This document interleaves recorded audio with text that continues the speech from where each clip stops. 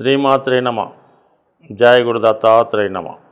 ఈ వీడియోలో మనం కుంభరాశి వారికి మే 16 నుంచి 31 మధ్యలో జరగబోయే పక్ష ఫలితాలు పరిశీలించినప్పుడు మరి ఈ రాశి వారికి ప్రధానమైనటువంటి 2 గ్రహాలు ఈ పక్షంలో మారడం జరిగింది.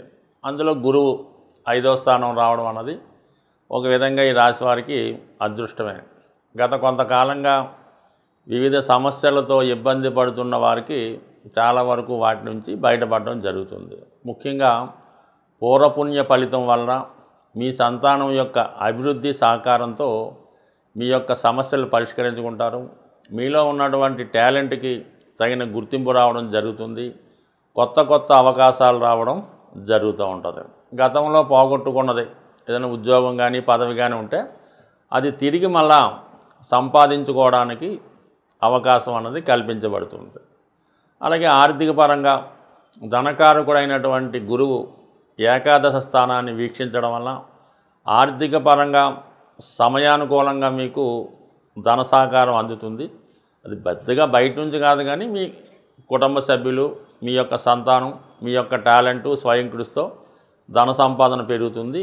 ఆగిపోయినటువంటి ధనం తిరిగి రావడం జరుగుతూ ఉంటుంది. అలాగే మిత్రుల సహకారంతో మళ్ళీ మీ యొక్క జీవితాన్ని తిరిగి పునఃప్రారంభించుకోవడానికి గురువు యొక్క సహకారం వస్తుంది. మంచి ఆలోచనలు రావడం జరుగుతుంటుంది. దాన్ని అమలుపరిచి జాగ్రత్తగా ముందుకెళ్తే నెమ్మదిగా మీ యొక్క పూర్వ వైభవాన్ని పొందుతూ ఉంటారు. అలాగే రాహు మరి ఇప్పుడు 2వ స్థానంలో ధనస్థానంలో కుటుంబ స్థానంలో రాహువు శని గ్రహాల సంచారం జాతకుడికి విపరీతమైనటువంటి ఆర్థిక ఒత్తిడికి కారణమవుతూ ఉంటుంది. కుటుంబ సభ్యుల యొక్క ప్రవర్తన చాలా అసహనాన్ని కలిగిస్తూ ఉంటుంది జాతకుడికి.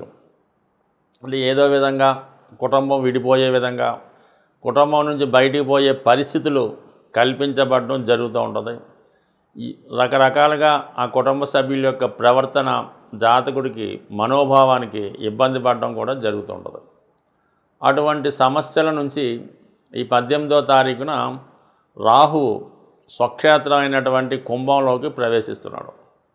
సో ఏదైనప్పటికీ రాశిలోకి స్వక్షేత్రంలోకి ఒక గ్రహం వచ్చినప్పుడు కంపల్సరీగా ఆ భావ ఫలితాలు ఏదో విధంగా ఇంప్రూవ్మెంట్ అవ్వడానికి కారణం అవుతూ ఉంటుంది.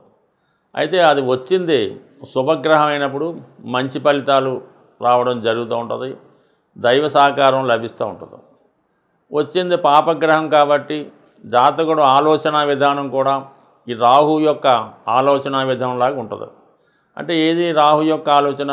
మన యొక్క సంస్కృతిని, మన యొక్క విలువల్ని, మన యొక్క సాంప్రదాయాల్ని గౌరవించకపోవడం, అలాగే చట్టాన్ని వ్యతిరేకించడం, ఇప్పుడున్నటువంటి రూల్స్ అవి సరిగ్గా పాటించకుండా తనకు నచ్చిన విధంగా సమాజాన్ని చట్టాన్ని మార్చుకోవడం, తను నమ్మిందే కరెక్ట్ అనుకోవడం, తన యొక్క సిద్ధాంతాన్ని ఇతరుల మీద బలవంతంగా రుద్దాలనే ప్రయత్నం చేయడం, ఇవన్నీ కూడా ఒక నెగిటివ్ ధోరణి జాతకుల్లో కనబడుతూ ఉంటుంది.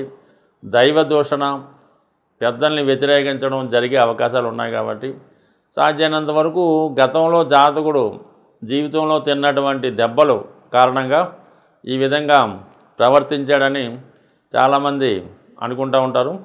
అయినా గురువు యొక్క దృష్టి ఉంది కాబట్టి నెమ్మదిగా ఈ సమస్యల నుంచి బయటపడడం కూడా జరుగుతుంటుంది. అంటే ఏదన్నా ఒక ప్రయత్నం, ఒక కార్యక్రమం ఏదో విధంగా పూర్తి చేసి దాని మీద మళ్ళా అయ్యో ఇలా చేయకుండా ఉండవలసింది, ఈ విధమైన తప్పు జరిగిందని పశ్చాత్తాపంతో జాతకుడు ఇబ్బంది పడడం జరుగుతూ ఉంటుంది. బట్ ఏదైనప్పుడు కూడా ఈ రాహు ఈ రాశిలో ప్రవేశించడం ఈ రాశి వారిలో ఒక విధంగా స్వార్థం అన్నది ప్రవేశించే అవకాశం ఉంటుంది. మరి మీరు కూడా తగు విధంగా స్వార్థం అన్నది మంచిదే కానీ అది ధర్మబద్ధంగా న్యాయబద్ధంగా ఉన్నంత వరకు పర్వాలేదు. అయితే ఇంకా మీకు ఈ కుటుంబ స్థానంలో ఈ శనిగ్రహ శుక్రగ్రహ సంచారం ఈ పక్షం అంతా ఉంటుంది కాబట్టి కుటుంబంలో ఉన్నటువంటి స్త్రీలకి ఏదైనా ఉపాధి అవకాశాలు రావడం, ఆర్థిక పరంగా అనుకూలంగా ఉండడం, అలాగే బాగా ఆర్థికంగా నిలదొక్కున్నటువంటి మీ బంధువులు ఏదో విధంగా మీకు సహకరించడానికి కూడా అవకాశం ఉంటుంది. వచ్చిన అవకాశాన్ని కూడా మీరు చాలా వినియోగించుకోవడానికి కూడా అవకాశం ఉంటుంది. బట్ ఈ సమయంలో ఏదైనా కుటుంబానికి దూరంగా కొత్త ఉద్యోగ ఉపాధి అవకాశాలు రావడం జరుగుతుంది. అటువంటి అవకాశం వచ్చినప్పుడు నిరభ్యంతరంగా మీరు మీ కుటుంబాన్ని, సొంత ఊరిని విడిచిపెట్టి వేరే ప్రాంతంలో మీ జీవనోపాధి సాగిస్తే చాలా వరకు నెమ్మదిగా గాడి తప్పినటువంటి మీ జీవితం తిరిగి గాడిలో పడే అవకాశం ఉంటుంది. ఈ పక్షంలో ప్రధానమైనటువంటి గ్రహాలైనటువంటి రాహువు, కేతువు, గురువు మారడం జరిగింది. ఎప్పుడైనా శుభగ్రహాలు రాశి మారినప్పుడు పెద్దగా ఎవరిని ఇబ్బంది పెట్టవు, కానీ ఈ పాపగ్రహాలైనటువంటి శని, కుజ, రాహు, కేతు మారినప్పుడు ఆ మారిన భావాన్ని బట్టి ఏదో ఒక సమస్య రావడం జరుగుతూ ఉంటుంది. మరి ప్రధానంగా రాహు ఇప్పుడు రాశి స్వక్షేత్రంలోకి రావడం వల్ల రాహువు అత్యంత బలవంతుడై ఉంటాడు. అంటే రాహు ఎప్పుడు కూడా చెడు కార్యక్రమాలకి, అవినీతికి, సంఘ విద్రోహ చర్యలకి కారణం అవుతూ ఉంటాడు. కాబట్టి ఎవరి జాతకంలో అయినా సరే రాహు ఏదో విధంగా వాళ్ళని స్ట్రగుల్ చేయడం జరుగుతూ ఉంటుంది. మరి మారేడు కాబట్టి ముందుగా రాహు పెట్టే ఇబ్బందుల నుంచి బయటపడాలంటే కంపల్సరిగా రాహుగ్రహానికి పరిహారం చేసుకోవాల్సి ఉంటుంది. రాహుతో పాటు కేతువు కూడా ఉంటాడు కాబట్టి సాధ్యమైనంత వరకు మన అదృష్టవశాత్తు ఈ నెల అంటే ఈ పక్ష ప్రారంభంలోనే 16వ తారీఖున సంకష్టహర చతుర్దశి.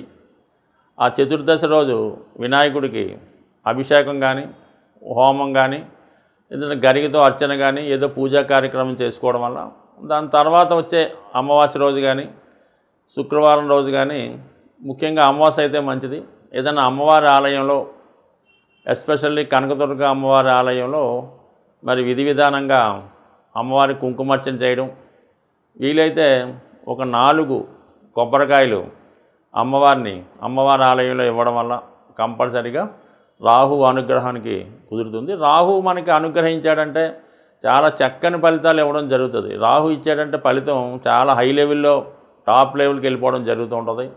అదే రాహు తలుచుకుంటే జాతకుడిని వ్యసనపరుడుగా, అపకీర్తి పాలు చేసి ఎందుకు పనికిరాని వాడుగా కూడా చేసే విద్య రాహు దగ్గర మాత్రమే ఉంటుంది.